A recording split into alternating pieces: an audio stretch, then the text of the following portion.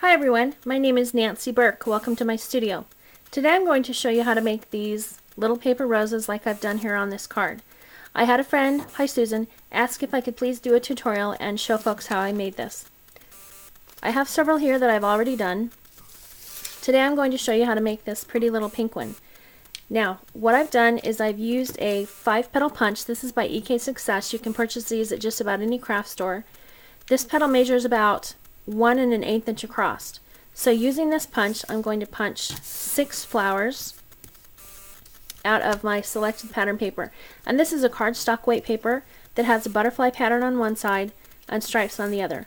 For this particular rose, I like to use papers that are similar in color and pattern to either side so that as my rose is finished, it just has a more uniform look to it on both sides. Okay, so I've got my 6 flowers. And another important tool that I'm going to need to use is a mouse pad. And this is just a standard cheapo mouse pad. I got this for $4 at Radio Shack. It's got fabric on one side, rubber backing on the other. And we want to use the rubber backing because as we're working with our flowers, this flower will not slide around as much, whereas it would slide around quite a bit if we use the fabric side. Another important thing I'm going to need to use is some sort of a wetting agent. And this will just slightly dampen my flowers and break down the paper fibers so that they're easily moldable. And this is a Shimmer's Vibes. You can also use a Tattered Angels Glimmer Mist or even regular water in a spray bottle will work just fine. Okay, so I'm going to put down a paper towel and I'm going to spritz my flower. And we just want to use a tiny bit of the spritz. We don't want to oversaturate it. We just want to make it slightly damp. Another important tool that's essential to create this flower is some sort of a blunt-ended tool. And I'm just using this cheap acrylic paintbrush that I just got at the craft store. A lot of people also like to use the end of a Sharpie marker. Just make sure that if you use a marker that you're not using one that's got a sharp end to it. This will actually tear your paper and ruin your roses. So using my blunt-ended tool, I'm going to start to form this rose. Now I like to start from the center of my rose out and form it that way, so I'm going to start with the center bud. And when I create this center bud, these petals are going to curve in, and I want this butterfly pattern to show. So the butterfly pattern's on the back. I'm going to be working on the stripe side so that as these petals curve in, I'll actually be able to see the butterflies. Okay, so I've got my damp flower, I've got my blunt-ended tool, and I'm just going to slowly rub that around the outside edge of the petal, pressing down into my mouse pad. And that's just breaking up the paper fibers and starting to mold these petals. And as I go around the outside, when I'm done with the outside, then I'm going to pull right down to the center. As you can see, that's going to curl this petal in and create a little bit of a cup shape. I'm going to do that to all of these petals, and I'm going to end up with something like this. This is my little cup shape. This is going to be my center bud. So now that I've got this done, I'm going to start to overlap some of these petals, one on top of the other. And I'm going to start to pinch this together towards the top. And these are going to swirl around on each other as I pinch and twist and pinch and twist. And I'm also pressing on the bottom just to give me a firm base to work with. So I'm pinching these together to form our center bud. And I've got one here that's already done. Now this could potentially start to come undone and unfold. So I'm going to use something to help set this. I'm going to open this up slightly, and using my handy dandy glue gun, I'm going to put a glob of glue right down inside there and then reform my petal and re-pinch my petal together. And that glue is just going to set this petal and hold these petals together in this spiral pattern. Now, before the glue is completely set, I'm going to flip this over, and using my paintbrush, I'm going to press down on the bottom. And what that's going to do is that's going to allow me to also pinch the bottom part together. So rather than it being a flared cone at the bottom, it's a little more narrow at the bottom. And that's just going to allow this to sit down inside the center of my rose. So I've got my center done. And we're going to work with the next layer. Now I've got my paper towel down to help protect my work surface. Going to use another petal. Again, we're going to work on the stripe side because these petals are going to curve in and I'm going to want that butterfly pattern to show. So we're going to spritz, dampen, and then again, using my blunt ended tool, I'm just going to start to form these petals into a cup shape. I've got one here that's already done. And I'm going to take my center bud that I've already made. I'm going to add a glob of glue right in the bottom, and it's okay to use quite a bit of glue because as we set this down inside, that extra glue is going to help mold these petals around and help them set so they're nice and firm. Again, I'm going to press down on the bottom, and that's just going to give us a nice flat bottom to this bud so it sits flat on our project. Okay, so I've got my 2 rows of flowers there that are already done. Okay, so working with the 3rd row of petals, I've got my flower. Now I'm going to work with the butterfly side because this row is going to be slightly more open than these rows, so our butterfly pattern is going to show a little more. Going to spritz, dampen, use my paintbrush, and start to form this into a cup shape. This cup shape doesn't need to be quite as tight as the others because our rose is going to start opening up now. Glob of glue. And I'm using tweezers to help set this down inside, and that just allows me to keep my fingers from getting all gluey and gunky. So as I set this down inside our 3rd row, I want to make sure and stagger my petals. And what I mean by that is these 2 petals here on the end sort of stagger over this one and overlap. They don't line up directly with the petal inside of it. And that just allows us to have a more natural looking rose. Okay, I'm going to pinch this together, flatten the bottom, and we've got 3 little rows of flowers. Sorry, 3 little rows of petals.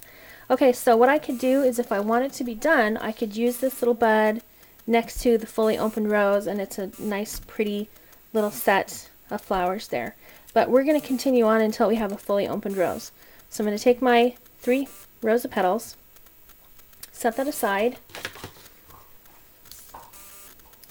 and using our 4th flower, we're going to spritz.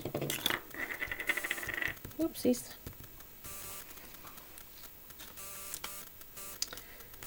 Start to form a cup shape. I've got one here that's already done. Now this is what I call our transition row of petals, and what this does is this allows us to go from a flower that's completely curved in to a flower that is blooming out. So what I'm going to do with this is I'm going to take a pair of beading pliers, and these are just some standard beading pliers I got at the craft store, and I'm going to hold that petal like that. I'm going to hold the entire petal all the way down to the bottom, and reaching around I'm going to bend this petal around the back side of my pliers just like this. And I've got one here that's already done. So I'm going to glue my center bud to my 4th row of petals, my transition row, and set that down inside, pressing on the bottom. Again, staggering our petals, we don't want them to line up exactly. There we go. Okay, so that's my 4th row of petals. So for the 5th row, again, I'm going to take my flower, spritz, use my paintbrush, rub it around, and I have another cup shape right here that's already done. So for this one, this is another layer that starts to bloom out rather than being curved in like these. So I'm going to pinch this again with my beading pliers.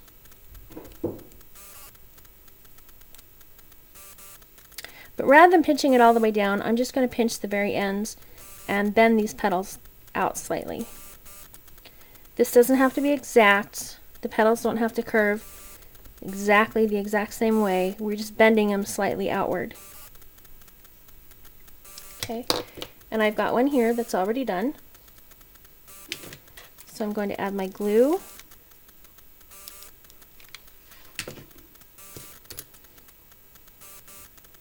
staggering my petals so they're not lined up exactly.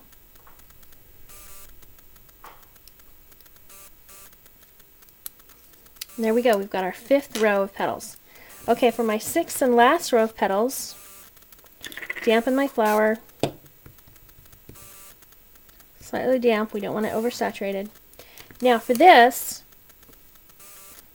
I want these petals to curl under a little bit more, so I'm going to flip this over and curl my petals working on the stripe side. Again, I've got one that's already done. This doesn't have to be a tight cup shape because this is we want this to open up quite a bit more. So I'm going to flip this over to my pattern side that I want to have shown, and I'm going to press down into my mouse pad and create kind of a well right there, and that's just going to allow my rose to sit down inside and give us more of a rose shaped base. Setting that down inside, staggering my petals. Okay, we've got all 6 of our rows of petals done.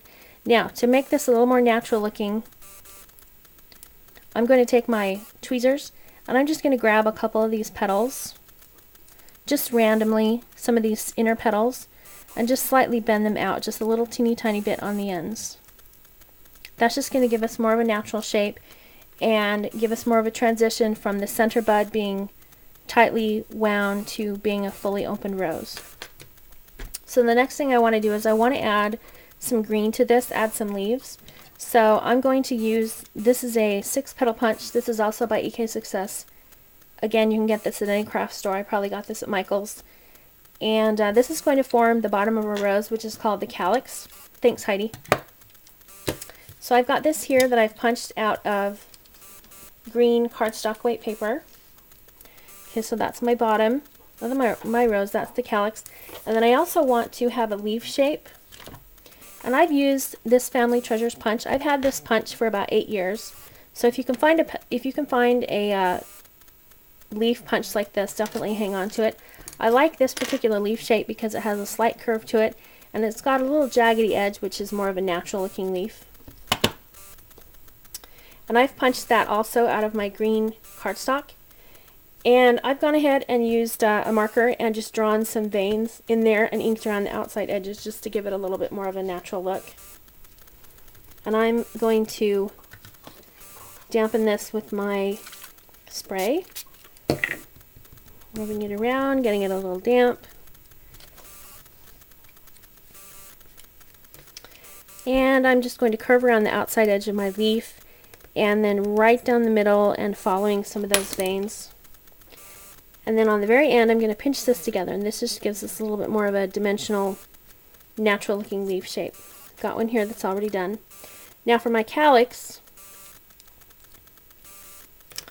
I'm going to just give this a slight little bit of a curve, just like that. And this is going to go directly on the bottom of my rose. So we're going to go to calyx first. And as you can see, as this rose is sitting on the project, you've got that cute little bit of green poking through the bottom. And then I'm going to glue my leaf onto this as well. And there we go. We've got our finished rose. Now to sort of flatten this a little teeny tiny bit, because this does sit up quite a bit, I'm going to flip this whole thing over.